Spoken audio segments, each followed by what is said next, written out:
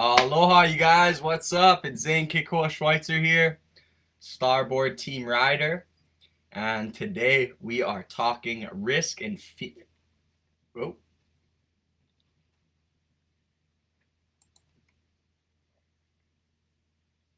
okay, maybe now we're live. Aloha, you guys. How's it going? Zane Kekoa Schweitzer here, Starboard Team Rider, and today we're talking risk and fear management. And so, this is kind of a topic that I think everyone has a little bit of interest in because at one point or another we have that time where we're faced with emotions on the water that we maybe don't necessarily want to deal with at that time, whether it be fear, panic, stress, anxiety. So I'm going to try and share a few things with you guys that I've found beneficial over the years and tell a few stories along the way. Excuse me. So, first things first, uh, give a little background on who I am. If you guys don't know, my name is Zane Kekoa Schweitzer. I'm born here on West Maui in Hawaii. I grew up in a family of watermen and waterwomen, being, windsurfers and surfers, and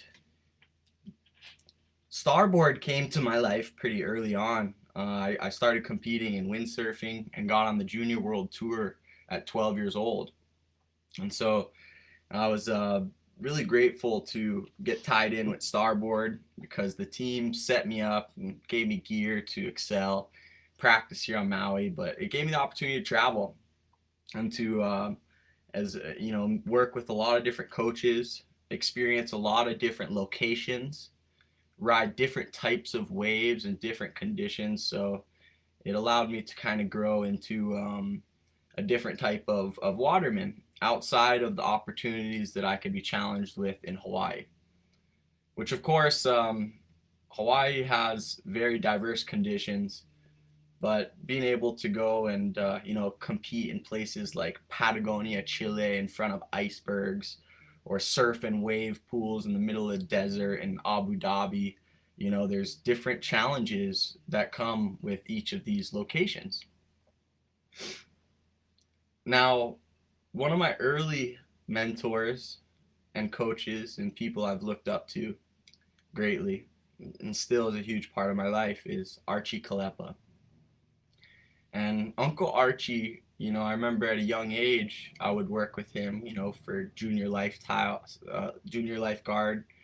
type training and be on his, canoe team and sup squash. And he taught me a tip for safety that stuck early on. And it's the ability to take time and do your hazard assessment.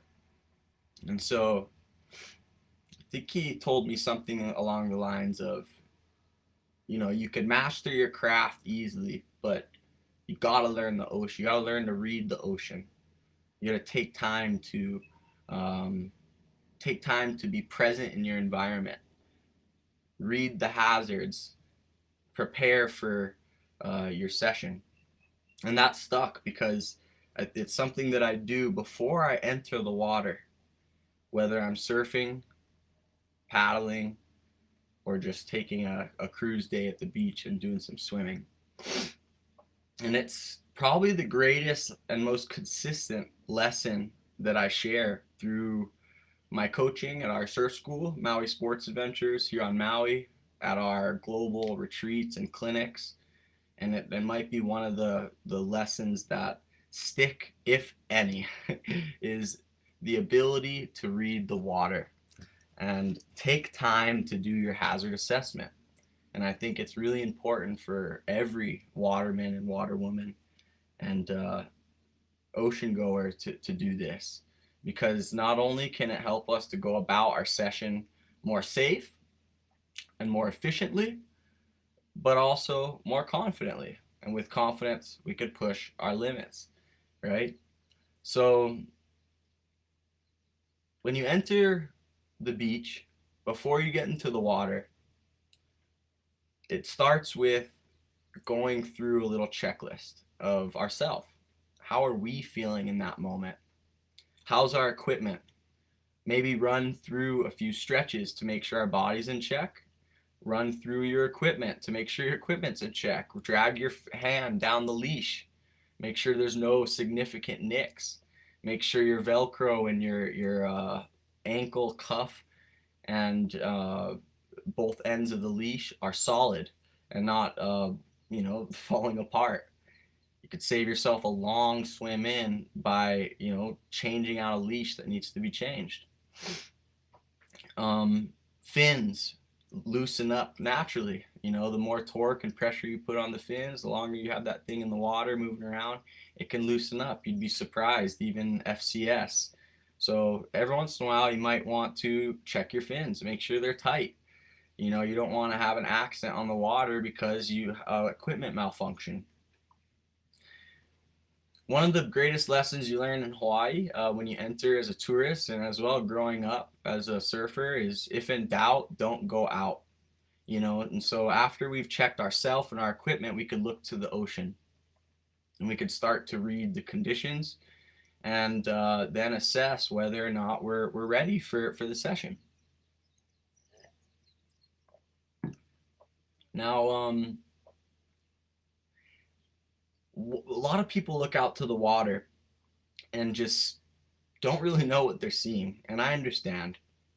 It takes a lot more time to learn how to read the ocean than it does to learn the process of controlling the basic maneuvers of a surfboard. And so learning to read the water, I think, starts with really being present in that environment. Finding a safe place to enter and exit the water. Taking note of where the waves are breaking most consistently and where that channel is, or where that safe place to enter the water is. Taking note of where the wind is coming from, especially for stand-up paddlers. Wind can affect us greatly out there. Definitely a danger if it's blowing offshore because it can blow us out to sea. I've done quite a few rescues here in Hawaii for beginner paddlers that get blown out to the channel. So reading the wind, the current, knowing where the waves are breaking, taking note of maybe how consistently they're breaking. You could even go as far as to time the lulls and how frequent the sets flurry in at. This is a technique that I think a lot of competitive surfers and ocean competitors use, because the waves and the wind are not necessarily coming in a random order. The more we start to be present in this environment, we could start to see patterns. And the more we start to become aware of where the waves are breaking, how often the waves break, what direction they're coming in at, how the wind and current pushes and pulls us out or into position, the more we could start to anticipate our next move, and as well what the ocean has coming to us next. And so that's one of the greatest challenges of being a waterman or a waterwoman, is being in the right place at the right time. And to do that, we have to be in tune with the conditions around us and be in sync and be in rhythm. I'm sure you guys have watched some events or even in person, some surfers that are talented. They're maybe some of the best riders, but then in competition, within the time clock frame of 15 to 25 minutes of each surfing heat, they just don't catch that wave. They weren't in position. Doesn't matter how skilled they are. They didn't catch the two waves they needed in that short time frame. And so this is where, that being able to read the water efficiently and being in the appropriate time and place comes into play as a professional in competition. But as a beginner, it could save you much more than just a better result. In all reality, the ocean is a powerful element, and the wind and the currents can be unpredictable. And so there's always a time in our session where we're met with the choice to fight or to surrender. And it's important to know which to choose in that moment. Oftentimes, I choose to surrender more than others because the ocean and the wind, the flurry of waves, are usually going to win over my strength, over my breath, my efforts. And so you often, before rather than later, um, resort to going with the flow. And it sounds very cliche, but starting from the beach, leaving the water, we want to be able to take note of a safe place to enter and exit the water. If we enter the water straight in the impact zone of the shore break, we're going to get our ocoles handed to us. We're going to get some good beat downs. And so you could start yourself off right by going with the flow, following that current where the moving water has an escape, maybe a slight rip current, or maybe a channel where there's a break in the waves. But not only that, maybe some water that's pulling out and assisting you towards the direction you want to go. And that's the beauty of surfing often in the ocean, is you could find this rhythm. And when you're in rhythm, it feels great. You feel like you're getting rides and the currents, the merry-go-round, pulling you right back into position. And by the time you get out, the next set is coming right to you as you're over that little part of the reef that you know the wave's going to peak. But then there's other times you're out of rhythm. And you could feel like you're on a treadmill. And you could feel like you're just getting humbled. And that's often the time where we need to surrender, where we need to, in many ways, reset. And so if I ever find myself out of rhythm, if I find myself just in this consistent beat down of waves, I don't even have enough time to get back onto my board and reset, what I'll do is I'll go with the flow.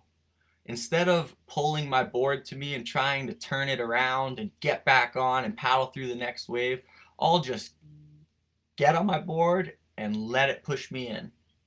Go in and then follow the water and the flow in until you can have an escape.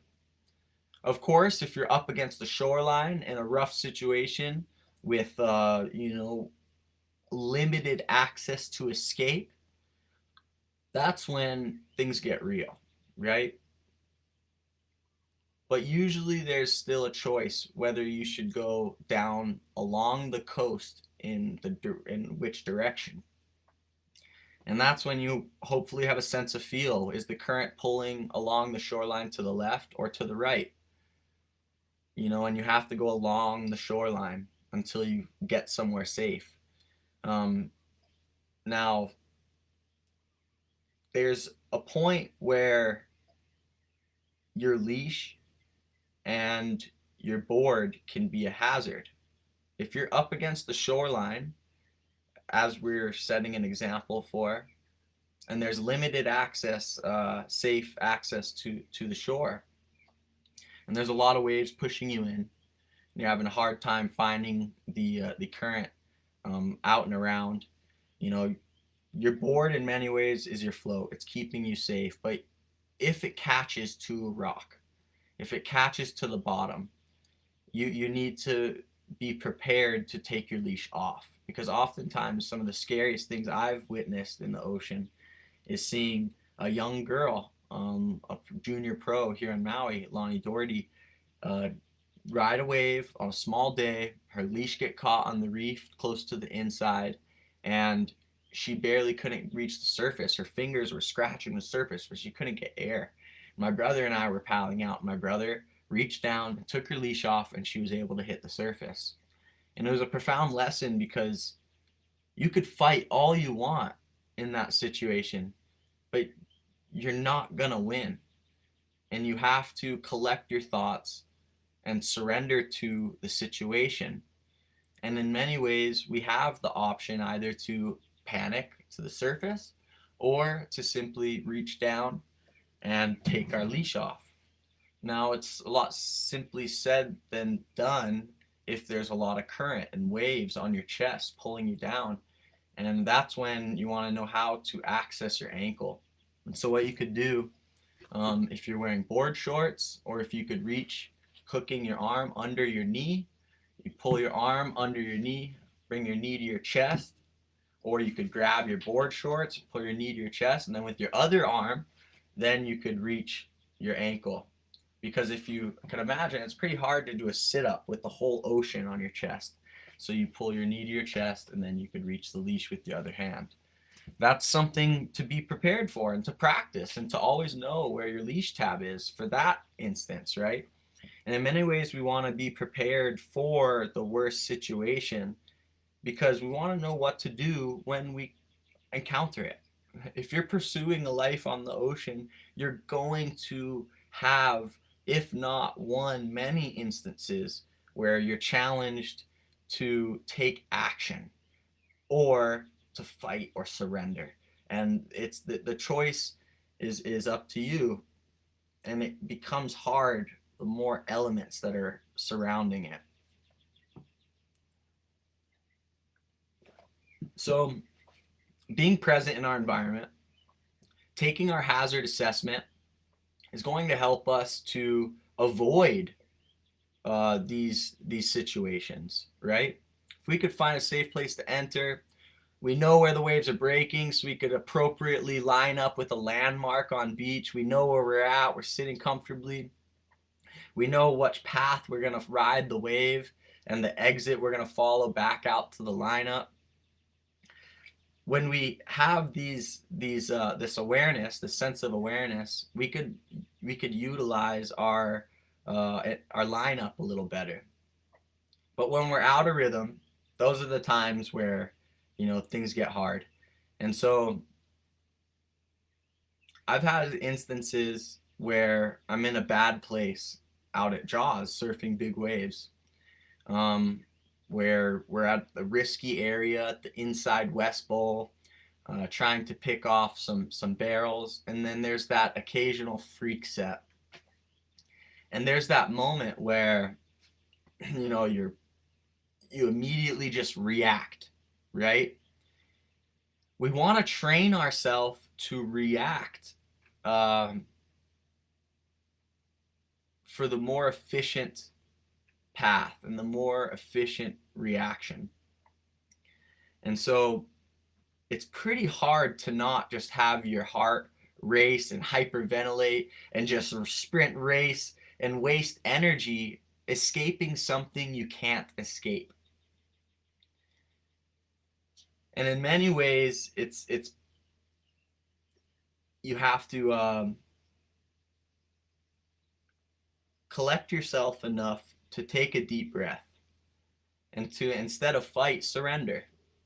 Take that deep breath, let your heart mellow out if you can, and enjoy the ride. And it's kind of weird to say, but when in that instance of being under a big wave at Jaws and all of a sudden you're scratching for the outside to get past it, there's a moment where I realize I'm not going to make it. And instead of paddling as hard as I can and wasting my energy, I'll take a deep breath.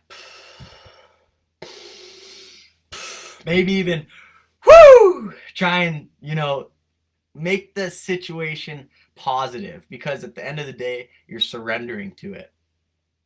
And so instead of hyperventilating, going, oh my god, oh my, you have to just maybe smile. Woo! Dive down instead of wasting your energy scratching and worrying about the situation. Now, oftentimes this takes preparation. You can't just throw yourself into a situation and expect to just instinctually tap into this warrior state of mind, or this survivor on the water, that you turn into Greg Long and Jerry Lopez, just getting into this Zen state. But really, we could prepare ourselves for those moments. And one of the ways to do so is by, first off, what we've talked about already, learning to be present in our environment. Even if it's a flat day on the water and we're just going for a stand-up paddle, we want to be able to be present in our environment. Collect as much information as possible before entering the water. Whether it's tide, current, wind, lineup, where the waves are breaking more consistently, where that exit out to the ocean is. It's potential hazards being shallow spots out in the water, rocks along the shore, other surfers, maybe things floating, maybe maybe the water is a little murky, maybe it's really dirty water out. That's a hazard. We want to be aware of every situation, and so that doesn't catch us by surprise, right? From there, preparation is everything. And so putting yourself out in situations that you're comfortable with, but pushing yourself, right? Remember, if in doubt, don't go out. You're not going to throw yourself out the jaws and see if you could tap into this flow state and test yourself. Go out in conditions you're comfortable with and you're confident with, and find ways to push yourself. Whether it's slowing down and really reading the water, not talking with your friends so much as you're sitting waiting for waves, but really reading the water, feeling how that current pulls you, making multiple landmarks. You know, um, you could even do preparation on land with stretching, because you best believe that the better shape you're in, with exercise and stretching, breathing is major. Controlling our heart rate is probably one of the greatest ways to manage risk our risk and fear management. Our physical abilities we could tap into, with practice and with repetition, but we also need to remember to tap into that repetition with mental exercises, right? Breathing and meditation, stretching, things like that are important, because it teaches us how to control our breath. And if we control our breath, we could control our heart rate. Now, some breathing patterns that you could practice just whenever you're aware is, just taking deep breaths deep down to your stomach, taking a 2 to 4 second pause and a deep exhale, 2 to 4 seconds, and then you could do a short pause, 2 to 4 seconds. This box breathing technique is normally a 4 second inhale, 4 second pause between your 4 second exhale, between your 4 second pause to 4 second inhale, and so on. That's one breathing technique, but regardless, your lungs is in many ways like your muscles. The more you use your muscles, the more efficient and stronger your muscles become. Most people breathe more shallow than we're made to, from habits we have in our daily lifestyle. So it's important to remember throughout the day, even if it's just for a few breaths, but ideally we could reserve time in our day, a few minutes, to just breathe and focus on clearing our thoughts, maybe visualizing those instances on the water, where we're in flow, where we're in a good rhythm, or we could visualize those instances where we're out of rhythm, where we're have been maybe in a bad experience, and breathe through it, because we need to know that our lungs extend deep down to our stomach, right? Our capacity to breathe is not just up here, so we need to really open everything up and make sure we're utilizing our full capacity of breath. And if we could do that throughout our day, during work, during studies, during exercise, while on the ocean, the better off we're going to be with our capacity to hold oxygen. Now, I'm not a scientist. I'm not a student of human biology, but I'm interested in being more efficient on the ocean. And it's not necessarily about each time being the strongest on the ocean, or when I hit the water, I usually hit the water thinking efficiency. How can I be on the water for an extended length of time, for extended days on end, and still feel excited to get back on the water? And often this starts with breath. If we are breathing appropriately throughout our day, by the time we hit the water, we're prepared for our physical abilities to be put in a situation where we need to fight or where we need to surrender and just hold our breath and let go underwater. So breathing is important. Yoga, meditation, stretching, however we could do so, even if it's just a conscious deep breath with some square breathing. If you can't do the 4-second hold, you can start with 2. You could also look up things like Wim Hof. Wim Hof was one of my favorite breathing techniques. I try and do this throughout the day. The Wim Hof technique I do starts with a breathe up, which is like 100% inhale and a 50% exhale for about 3 minutes. And then you hold your breath. You actually exhale and then hold for an extended period of time, up to, I think it's about 1.5 to 3 minutes throughout the 15-minute exercise. And it teaches you that as you breathe appropriately, you actually don't even need to have a big breath of air. And that's what I love the most about this exercise.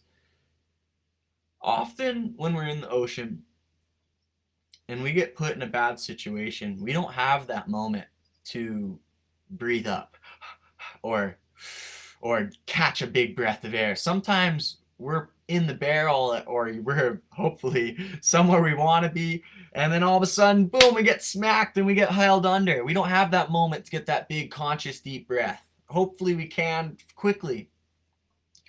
But usually the ocean throws you by surprise. And so this exercise teaches me, allows me to be aware that with breath, appropriate breath prior to the experience, we don't necessarily need that full breath of air to be comfortable through a hold. Meaning, if I breathe appropriately and efficiently throughout the day, the more comfortable I'm going to feel for my wipeout during my surf session, even if I didn't get necessarily as big of a breath. Now, of course, it's as we lead up to the activity, it's important to be conscious about our breath and to warm that up in a sense. But the hard thing to overcome is that physiological experience where our body just goes into fight or flight. And don't get me wrong, what you may feel stand-up paddling in a 1-foot day with the occasional 4-foot set landing on your head, and that moment where your chest lifts with your breath and you start breathing shallow and your eyes lift and your legs start to go numb and you start to panic. Don't worry, I've experienced that too. Just because I'm experienced expert on the ocean and ride big waves doesn't mean I don't feel this. What you may experience on a 4-foot wave, I may experience on a 40-foot wave. The situations vary, and I'm trying to say is it's relative. And you need to find your comfort zone and slowly find ways to push your comfort zone comfortably. And don't get me wrong, it's not comfortable all the time. And we have to be ready for those moments of uncomfort. But we have to know that with our preparation, we could handle those moments of uncomfort. And that's, I think, the biggest thing to know is that we truly can handle more than we may believe. And with preparation, training, exercise, physically, mentally, um, we start to just be aware this is how far we could go. And that allows us to push a little further. And so it's important, each day, if you want to have a better skill set of reading the ocean and managing your risk and your fear on the ocean, on the water, then it starts with being present in your environment, being aware, and every day taking steps towards preparation for that moment we don't want to experience. Because we are eventually going to experience, and that's really, it motivates me. It does. It's winter here in Maui. We've had over a dozen sessions surfing, stand-up paddling, and various sports. Over a dozen sessions out at Jaws and Peahi. And to me, I love going out there, and I've been most motivated to surf out there this winter through COVID because I'm home. I'm not traveling. I'm not competing. This is a rare opportunity for me to be home throughout the whole winter and just focus on what I really love to do and what really makes me feel pushed closest to the edge of uncomfort. And that may be a reason why I enjoy big wave surfing so much. Is every time I enter a session for big wave, I approach the session with humility. Even if I'm feeling confident and I'm pushing the limits, I have to know that there's probably going to be that moment that I'm faced with the choice to fight or surrender. That fight or flight that we were talking about. Now, in many ways, there's another thing we could tap into. We could tap into this flow state. And you could read up on that in books like Blue Mind or other online studies. But, it's starting to become more aware in the scientific world that we don't just have this state of fight or flight when we're faced with moments that push us, that make us feel fear or nervous or anxiety. We could also tap into something else that allows us to react in a way that's going to allow us to get through the situation. And, this winter out at Peahi, I've had two instances, but one that's going to stand out more. I believe it was on January, one of the swells in early January.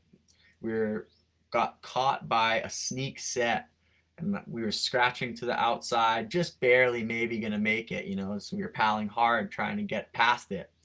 And it was Nathan Florence, Kai Lenny, Eli Olson, and myself, all pretty close together.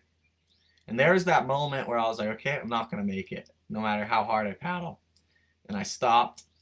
I slowed down. I took a few moments to breathe, and I just dove down from my stand-up board, dove down as deep as I could, and allowed that wave to push me further down, and just from there kind of enjoy the ride. But looking back on it, my reaction to the instances happened from experience. It happened from repetitive experience in a similar situation, with slight adjustments to allow it to be more efficient and effective, right? And so, in a way, I like to think about preparation and training as a way for us to let go and allow our subconscious to do the work when we're met in that moment where we require, or where it demands that flow state, um, in many instances that I've had on the water, I've chose to push myself, whether it be doing endurance paddles on a day where that's as much as I could push myself, or whether it be doing uh, windsurf maneuvers and taking it to the air on a windy day, or of course big wave surfing when the waves are big. I think it's important to push ourselves because with this repetitive experience, we could hopefully start to become more efficient and effective. And over time, when we're met with those instances, we could start to just automatically rely on what we know is going to get us through the situation. And it's hard to, of course, put ourselves in this situation when we don't want to. But ways that I like to do it is, cardio activity is healthy for our heart. Breathing exercises is going to control our heart. And so the more we could learn to control our heart rate and keep a healthy cardiovascular system, the more we could be efficient and effective on the water. But then we also have to prepare ourselves mentally for those moments that'll throw us off. Whether it be we're held underwater, we really want to fight, or we're already fighting for the surface.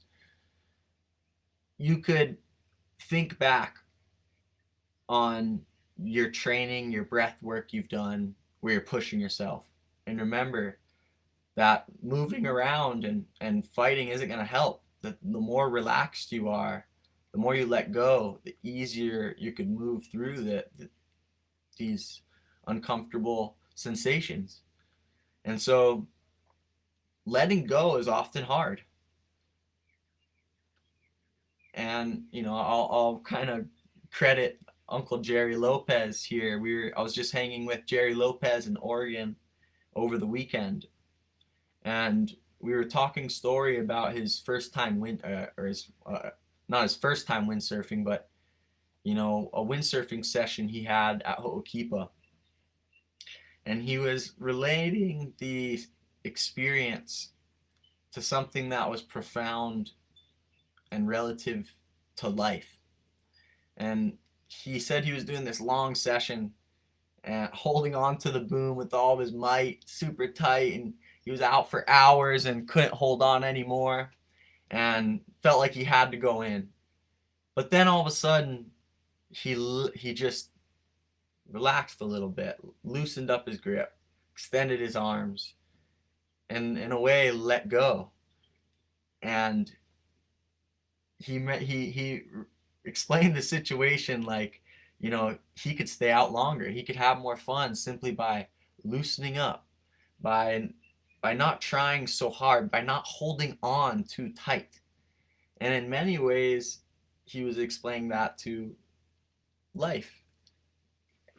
Sometimes we hold on to a thought or an idea too tight, and it affects our actions. It affects, who we are. And sometimes when we let go a little bit, it could come easier and it could flow. And that's one of the hardest lessons about being a waterman and this topic of risk and fear management. Knowing the moment to fight or surrender, preparing ourselves for that instance to let go, and knowing how we could do that. And for me, one of my ways to get myself into that mindset is by a mantra that my grandmother taught me. It's a Hawaiian mantra called, some may call Ho'oponopono. And Ho'oponopono is something or other, the way I've learned it, a mantra you repeat in your head: I'm sorry, please forgive me, I love you, thank you. And it's something that my grandmother taught me to use to silence my thoughts in times where I'm met with anxiety or fear or emotions I can't control. And early on, this was a profound lesson because I'd be met with times where I'd be frustrated, um, whether it be at work or in school, and I would do practice in my head my mantra, and it would allow me to let go a little bit and calm down. And I started applying this in sport when I started to feel my muscles aching from training or from an endurance race. And instead of thinking about how sore I am and how much I want a sip of water, I'll go through this simple mantra: I'm sorry, please forgive me, I love you, thank you, and just get lost in this place in my head. We all could do that. We all have that escape. We just have to learn how to tap into it. And this can be applied in the most profound instances, even as extreme of life or death. I've had a few moments in the ocean where I very well could have had a much worse scenario happen, and having these moments of preparation and putting myself in the moment where I have my boundaries being pushed allows me to be ready, but in many ways allows me to further let go. And those are the instances I think where I've had my best performance, where I've got myself out of a tricky situation, where I've had maybe my best result, is those moments where I tap into this place through extreme focus of something repetitive that you're passionate about, through an extreme moment that maybe throws you into that state because you have to, or because hopefully you've trained yourself to choose to. Um, and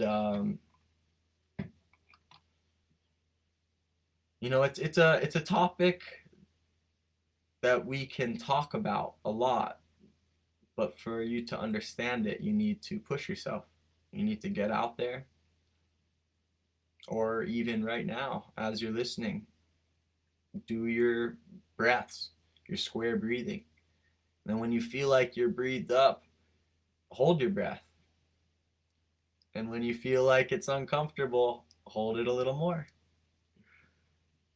Just know that our bodies can go through much more than we can handle. And even though it might be uncomfortable, we start to feel that sensation, our body craving for air, squeezing, contracting. That's just a phase that our bodies are built, are programmed to do. And eventually we move on to another phase and another phase. And before you know it, without training, if we had to and we didn't panic, we all can move through a minute and a half to 3 minutes of holding our breath, especially with a few minutes of preparation of breath work. And so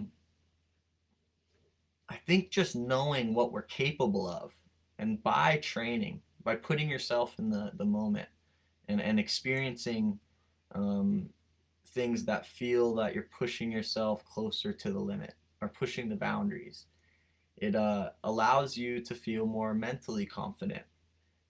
And I really believe that our mental preparations are more important when it comes to this topic of risk and fear management. You don't need to be the best athlete. You don't need to be the strongest person, even in a sense of competition, to win the heat. If you're in the right place at the right time, you're aware of the elements around you, and you're truly in the present moment, you have an edge already. And so, to me, it excites me every time when I hit the beach to be able to look out and imagine safe place to enter and exit the water, time and get comfortable with the pattern, the frequency of waves that are coming in. Become aware of all the elements around you and start to put it into your plan of attack for your session so that you could further anticipate your timing and positioning. Now, when you're met with that moment where you're out of rhythm, remember that sometimes it's more effective and efficient to just turn around and let it push you in, and then restart back out through the channel or back at the beach at a safer spot to enter. I'm gonna go through the comments here because I feel like I could talk a lot about this, but I'd love to hear from the people who are watching currently, maybe an instance that they've had on the ocean where they felt they've been met with panic, or where they felt anxious or nervous. So I'm going to go through here these comments and see if we have anyone that wants to chime in. I see a few familiar names here. Anna Egan, aloha. Samantha Root, thanks for tuning in. Chris from South Africa, all right. So, okay, well, I'll share another one of my instances then. And if while you guys are listening, maybe you guys could share one of yours. So the Red Bull Heavy Water, if you guys have heard of the Red Bull Heavy Water, it's a stand-up paddle. It's an extreme stand-up paddle surf race that takes place in San Francisco. And they put us out only at a certain wave height. And so it takes a minimum of a wave height 15-foot face for them to consider running this competition. So it's invite only, of course, because of safety reasons. And out of all my big wave surfing sessions, out of all my different sports and experiences on the ocean, the Red Bull Heavy Water stands out as one of the most uncomfortable experiences I've put myself through. And in many ways, maybe the most scared I've been. So the Red Bull Heavy Water, first of all, drawing a picture for you, in San Francisco, during the time of the year when the waves are big, is usually pretty cold. And the last event we had, we were starting early, waking up maybe 4 a.m. to start preparing, and the fog was so thick and the waves were so big at Ocean Beach, closing out throughout the whole area, that the county said it wasn't safe for us to run. But the World Tour and Red Bull found a way around it. They ended up deciding to not start from land. They just said they collaborated with the local fire department and lifeguards, and all the athletes started from a boat. So we went from being at the ocean where we can't even see the water from the beach. The fog is so thick. It's so damn cold. We're trying to stay warm, and they call it off, and then we relocate to the harbor, and we all get on this boat, and we're moving through seas that are so rough, through water that we could barely see a stone through ahead of us because the fog is so thick. And I tell you what, the thoughts and the emotions that came across, I'm sure all of us athletes, but myself and my best friend Connor Baxter, and sitting next to us, Kai Lenny, us three are talking to each other, and we're high on nerves. And I'm thinking, man, we spent a lot of time doing big wave surfing. We've had a lot of experience in hairy situations. And if Kai, Connor, and myself, we're collecting ourselves, we know how serious this is, you know. And then I look over and I see, you know, younger kids and flat water racers from Europe that are literally oh, I'm not even gonna say it, but they're ready to drop out. And so a few athletes did choose to drop out, knowing how serious the situation was, and being faced with these sensations that are so uncomfortable. My point is, even myself, one of the most scariest moments of my life, I think, the Red Bull Heavy Water, going out in that boat that morning, the anxiety leading up to jumping off the boat into the freezing cold water over a mile outside of Ocean Beach with fog so thick you could barely see, 25, 50 yards ahead of you.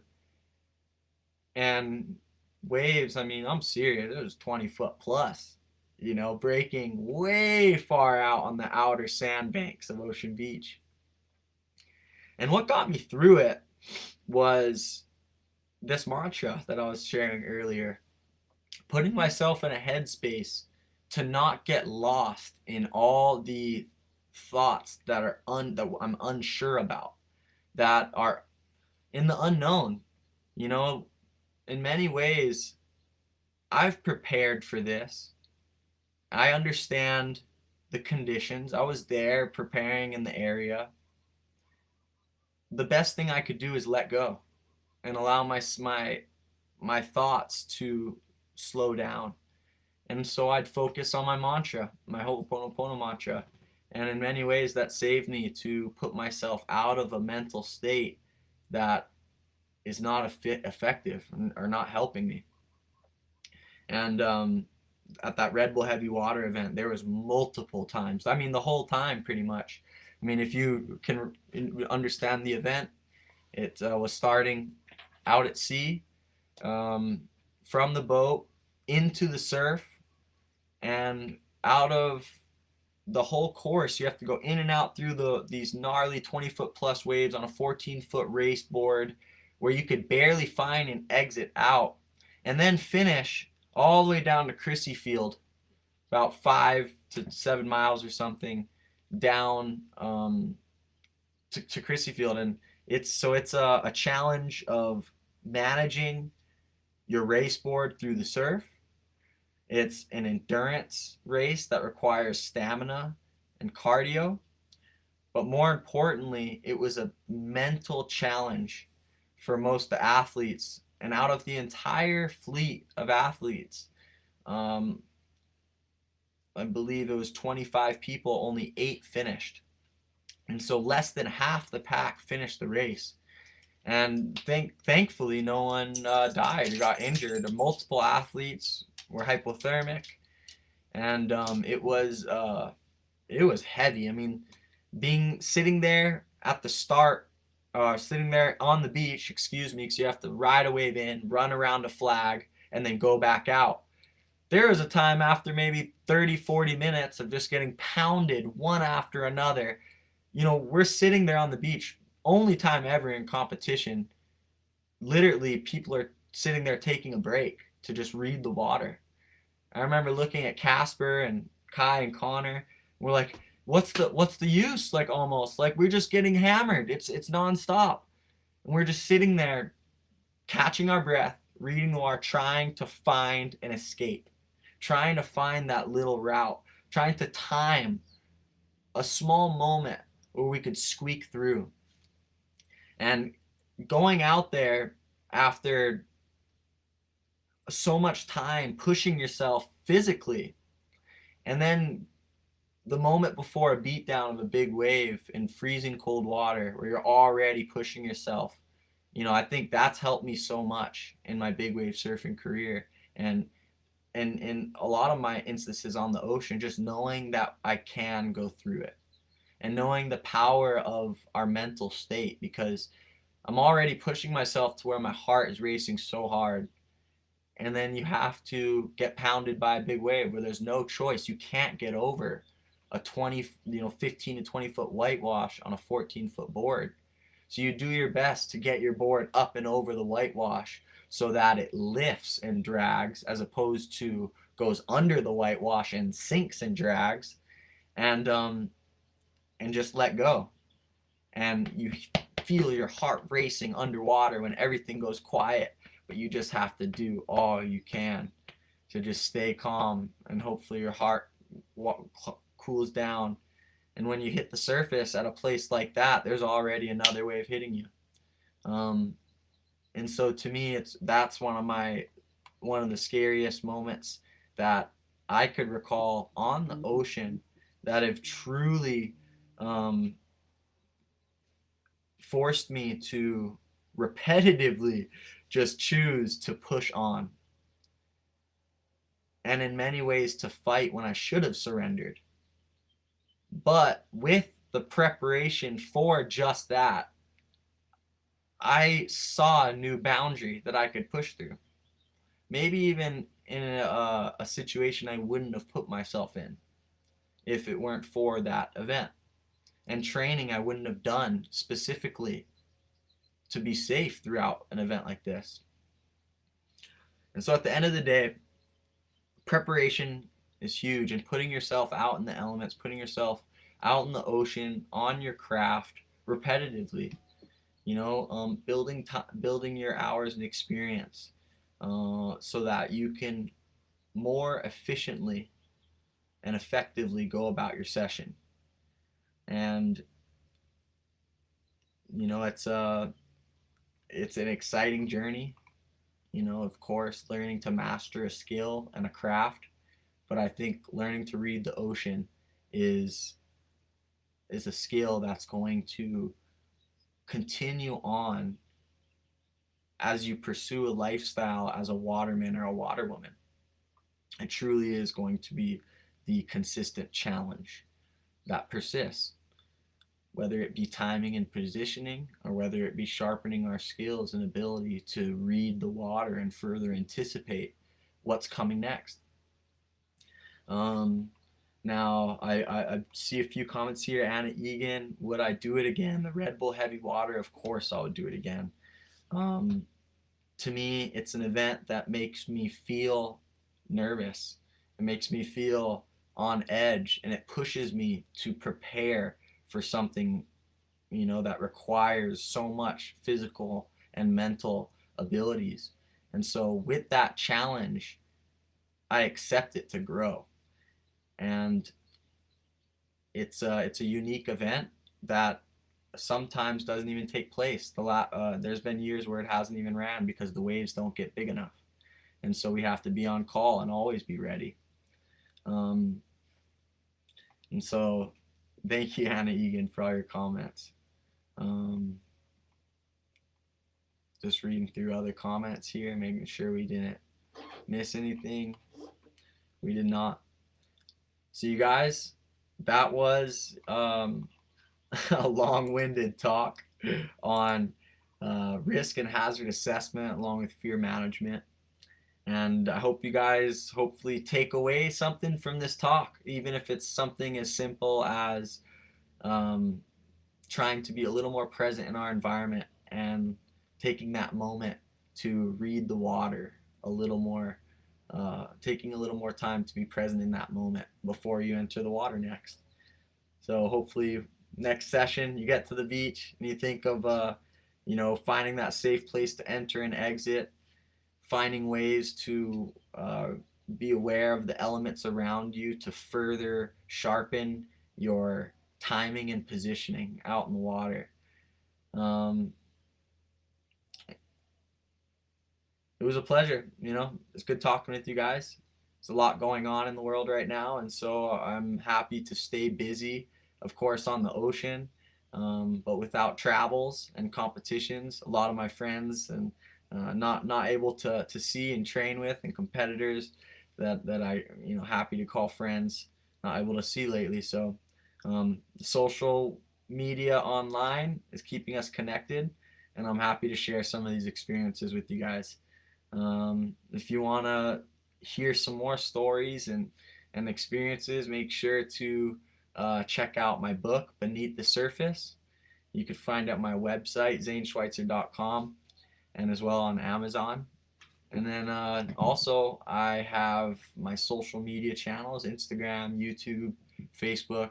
Please check me out on there, and shoot a subscribe and a like, follow, whatever you call it. All right, you guys. See you on the water. Thank you. Aloha.